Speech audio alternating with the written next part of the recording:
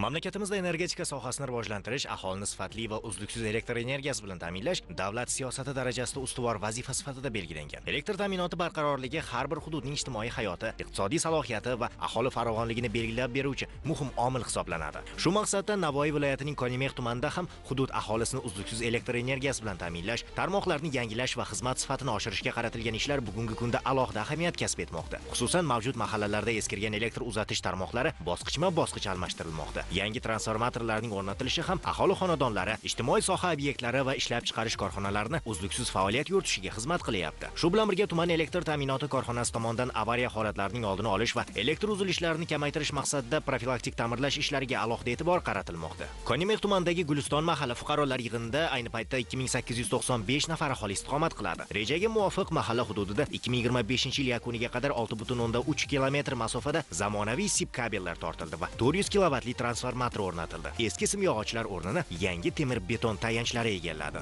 Fuqarolarimiz elektr energiyalari bo'yicha murojaatlar qilishganda, shunga asosan 3 ta ko'chamizda yog'och stolbalar temir stolbaga almashtirildi. Eskirgan sim kabellari yangisiga almashtirdi. Bitta ko'chamizda transformator qayta almashtirib berildi. Mahallamiz binosida ham xodimlarga ham, aholiga ham elektr energiyasini tejash maqsadida quyosh panellarini o'z xonadoniga o'rnatish, uni qulayliklari bo'yicha fuqarolarga targ'ibot ishlari olib borilyapti.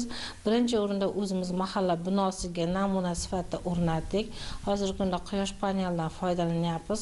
Mahalla binosidagi qulay ishlash uchun sharoit yaratish maqsadida aholi ham quyosh panellarini o'rnatishga kreditlar olib, o'z hisobidan olib, quyosh panellarini o'z xonadoniga o'rnatib ishlatmoqda. Elektr energiyasi bo'yicha ko'p fuqarolarimizdan murojaatlari ijobiy hal etildi. Quyosh panellaridan o'z xonadoniga o'rnatish, uni qulayliklari bo'yicha aholiga tushuntirish natijasida kundan-kunga aholida o'z xonadoniga quyosh panellarini o'rnatish uchun ehtiyoj ko'paymoqda.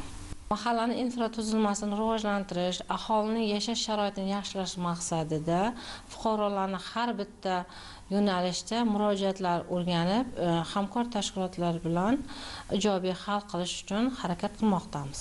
Butun mamlakat bo'yicha juda katta bir o'zgarishlar bo'lmoqda. Bironta ko'chamizda ko'cha qolgan yo'qki, hamma ko'chalar asfaltlangan. Shu jumladan mana shu insonlarda nima deydi, haq-huquqini, ularni yaxshi yashashi uchun hamma sharoitlar yaratilmoqda. Shu jumladan mana shu elektr tarmoqlari mana ko'chalarimizda shunaqangi eski stolba, yog'ochdan bo'lgan stolbalar bor edi, simlar osilib turar edi. Hattoki shu bir sal shamol bo'lsa ham, ob-havo yomon bo'lsa ham, svetlar o'chib qolar edi. Bu albatta mana shu bizning mahallamizda umuman fuqarolarda hayotiga bir noqulaylik chiqaradi. 2025-yilda boshdan boshlab bizning ko'chamizda keng tarmoqli elektr tarmoqlarini yangi liniyalar tortilib, eski simyog'ochlar o'rniga temir beton stolbalar o'rnatilib, yaxshi simlardan qo'yilib, juda ham bir chiroyli tortildi. Har bir oilaga o'sha счетчиgacha o'rnatib berishdi elektr tarmoqlari idorasi. Shuning uchun biz mana shu bo'layotgan ishlardan g'oyatda mamnunmiz. To'qiztepa mahallasida ham aholi murojaatlari inobatga olinib, zamonaviy elektr tarmoqlari tortilmoqda. Mazkur hududda ham 1,3 kilometr masofadagi eski yog'och tayanchlar o'rniga mustahkam temir beton tayanchlar o'rnatilishi va zamonaviy sip kabellar tortilishi rejalashtirilgan. Shuningdek, mahallada bitta 160 kilovatli transformator ham o'rnatildi. Bu esa elektr ta'minotining barqarorligi va xavfsizligini ta'minlashga xizmat qiladi.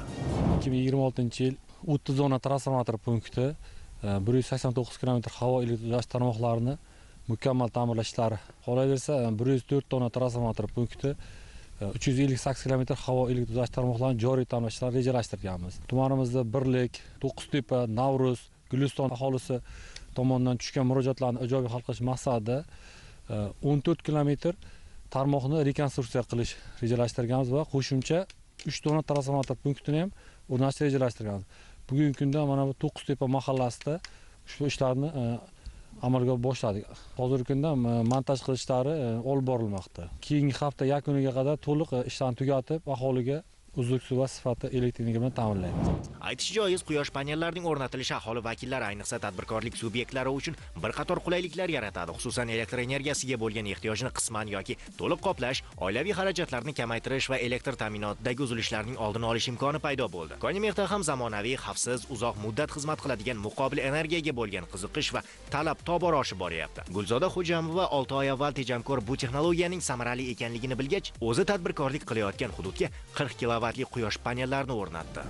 Korxonamizdan ochganimizga bizani 4 yil bo'lgan bo'lsa, mana shu 4 yil davomida biz mana bu quyosh panelidan hech foydalanib ko'rmagan ekanmiz-da. Shu keyinchalik mana bu quyosh panelini ishlab chiqarishi, elektr energiyasi bizga ancha yordam bo'lishini o'ylab ko'rib, biz shu quyosh panelini o'rnatdik. Mana o'rnatganimizga 6 oy bo'lgan bo'lsa, biz shu 6 oy davomida elektr energiyasidan ancha tejalib, mana bu qiladigan xarajatlarimiz o'zimizga foydasiga qolyapti. Ham foyda ko'ryapmiz, ham o'zimizdan orttirib xalqqa ham shu quyosh panellaridan ishlab chiqarilgan elektr energiyasini sotyapmiz-da. Hozir mana shu quyosh panelini 40 kilovatligini qo'yganmiz. Mana shu 40 kilovatlik energiyasi ishlab chiqarib, biz mana shu shuncha xonalarimizni isityapmiz mana qish kunlarida. Oldingi yillarda mana uncha xonalar isimasdi, klientlarimiz mana kirib o'tira olmasdi. Mana hozir har bir xonaga konditsionerlar o'rnatganmiz. Mana shu konditsionerlardan foydalanib, xonalarimiz issiq, mijozlarimiz kelib bemalol o'tirib ketishadi. Undan tashqari yana biz kelajakda nasib bo'lsa kattaroq, bundan ham kengaymoqchimiz. Kengayganimizdan keyin ham bundan ham ko'proq elektr energiyasi ishlab chiqaradigan quyosh panellarini o'rnatish maqsadimiz bor. 40 kilovatlik quyosh panellaridan o'zimizga ishlab chiqarilgandan tashqari ham davlatga sotganimizda oyda bir 2 million daromad olyapmiz. Davlatimiz tomonidan shuni joriy etilganiga rahmat aytamiz. Xalqqa yordam bu. Qancha shunaqa narsalar ishlab chiqarilsa yoki tashkil etilsa, bu juda ham yaxshi bo'lardi. Foziljon Nurakayev xonadonda ham yaqinda 30 kilovatli tejamkor ushbu texnologiya o'rnatildi. Uning ta'kidlashicha, quyosh panellari hatto bulutli havoda ham yuqori samaradorlikni ta'minlamoqda. Oldin oylik to'lovimiz 1 million 1,5 million atrofida to'ylardik. Hozirda misol uchun shu oylik xarajatimizdan tashqari davlat tomonidan subsidiyasini ham olyapmiz. 1 million 1,5 million atrofida tushib turibdi hozirgi paytda. Mana shu quyosh panellarini qo'yganimizga 3 oy muddat bo'ldi. Hozir 3 oy muddat ichida o'zi davlat tomonidan berayotgan subsidiya orqali ancha joyini ham qoplab qo'ydi olingan narsani. Quyosh panellaridan berayotgan subsidiyasidan minnatdormiz. Daromad keladi. Uyga ishlatadigan xarajatimiz to'lanmaydi. O'zi davlat tomonidan subsidiya orqali o'zimiz yopib turadi. Undan boshqa shu 1 million 1,5 million atrofida hozir biz qo'yganimiz 3 oy bo'lganmiz, shu atrofda pul tushib turibdi.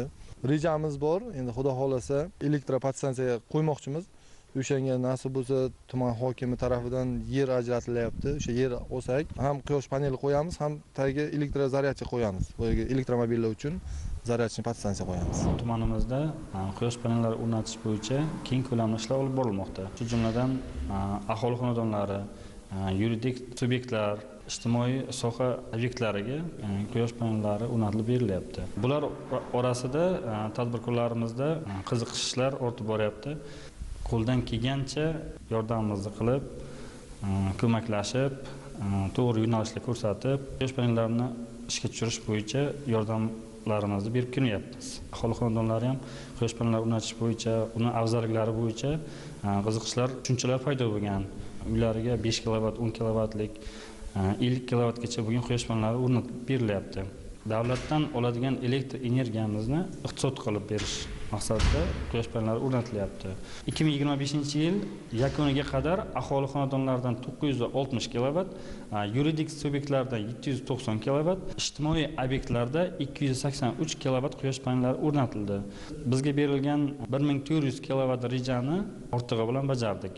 Bu yo'nalishda quyosh panellari o'rnatish bo'yicha targ'ibot ishlari olib borilyapti. Har bir mahalla, ijtimoiy soha vakillari o'rtasida, aholi xonadonlari o'rtasida keng qamrovli targ'ibot ishlari olib borilyapti. Bir so'z bilan aytganda, Konimex tumanida elektr tarmoqlarining yangilanishi, quvvat manbalarining ko'paytirilishi hamda muqobil energiya tizimlarining joriy etilishi aholi hayotidagi qulayliklarni yanada oshirmoqda. Bu kabi keng ko'lamli chora-tadbirlar natijasida fuqarolarning farovon turmushi ta'minlanib, ishlab chiqarish va tadbirkorlik faoliyati uchun ham barqaror sharoit yaratilmoqda.